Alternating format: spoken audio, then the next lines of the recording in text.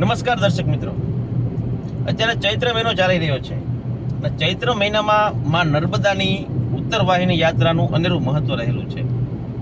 માં નર્મદાના 2300 કિલોમીટરના રૂટમાં માત્ર 2 જ જગ્યાએ માં નર્મદા ઉત્તર તરફ વહી રહી છે અને એ છે એક મંડલા અને બીજું ગુજરાતનું તિલકવાડા. એવું એક ઉલ્લેખ છે કે જેટલું મહત્વ નર્મદાની આખી પરિક્રમાનું છે એટલું જ મહત્વ નર્મદાની ઉત્તર વાહિની યાત્રાનું પણ રહેલું છે.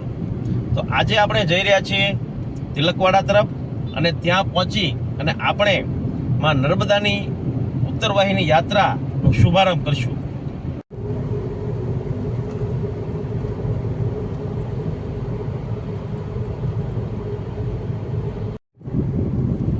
તો ચલો જઈએ તિલકવાડા.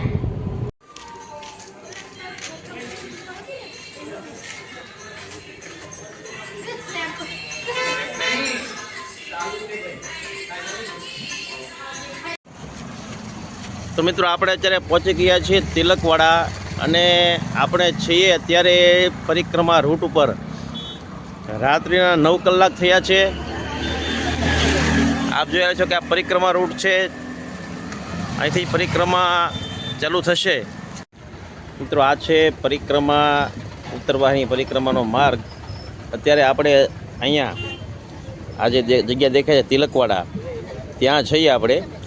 ત્યાંથી આપણે યાત્રા ચાલુ કરી અને આ રૂટ ઉપર ચાલતા અહીંયા પહોંચશું. ત્યાંથી હોડી દ્વારા સામાકાંઠે જઈ યોગાનંદ આશ્રમ દ્વારા દર્શન કરી અને ત્યાંથી ચાલતા ફરીથી આપણે અહીંયા આવશું અને અહીંથી ફરીથી આપણે હોડી અથવા હવે પુલ બની ગયો છે, પુલ દ્વારા ફરીથી આ કાંઠા ઉપર આવશું. તો આ છે આખો ઉત્તર વાહિની પરિક્રમાનો માર્ગ.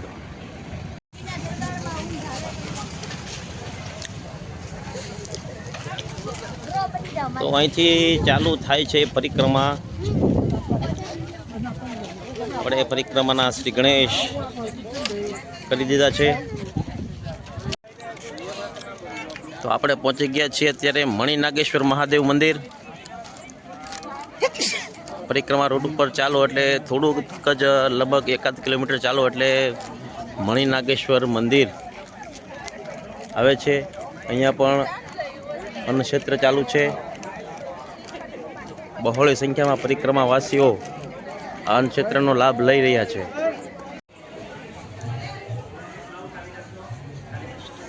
આ છે મણિનાગેશ્વર મંદિર, મણિનાગેશ્વર મહાદેવનું મંદિર. પરિક્રમાના રૂટ ઉપર થોડાક અંતરે ચા પાણી નાસ્તાના સ્ટોલ આવી રહ્યા છે. નર્મદે હર નમામિ દેવી નર્મદે.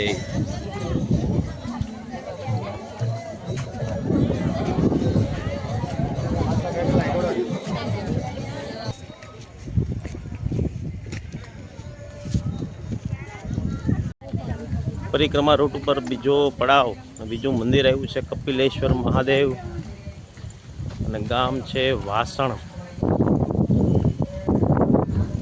હવે આપણે કપિલેશ્વર મહાદેવના દર્શન કરી અને કૃતાર્થ થઈશું.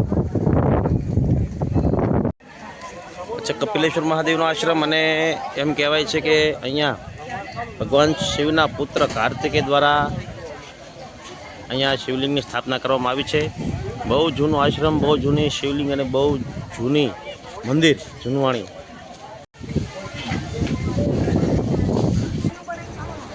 હવે આપણે પહોંચી ગયા છીએ માં નર્મદાના વિશાળ તટ પાસે અને અહીંથી આગળની યાત્રા માં નર્મદાના વિશાળ તટમાં જ આપણે કરશું. લગભગ 8 થી 10 કિલોમીટરની યાત્રા આ તટમાં આપણે ચાલતા કરશું.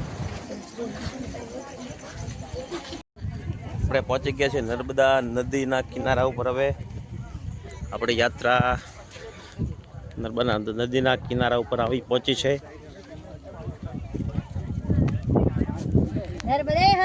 નર્મદે હર.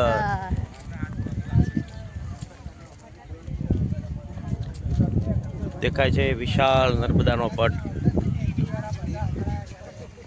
રાત્રે પણ દિવસ જેવો માહોલ છવાઈ રહ્યો છે.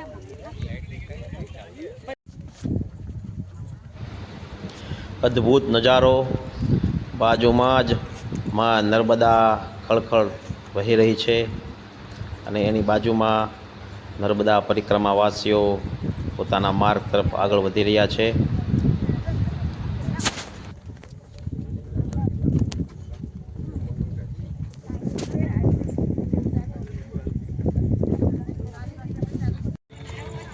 આપણે પહોંચી ગયા છીએ નદી ઘાટ ઉપર અને અહીંથી હોડીમાં ગે આપણે નર્મદાને પાર કરી અને સામા ઘાટ ઉપર જશું.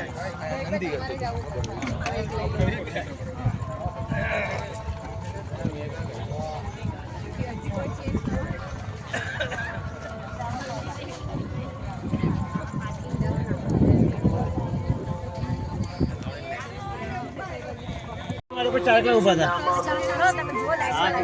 લાઈનમાં બધા બહુ કશું છે નહીં. આ કશું જ નથી. એ ભાઈ મિલિનભાઈ કહેતા હતા ત્યાં તો કઈ જ નથી લાઈન.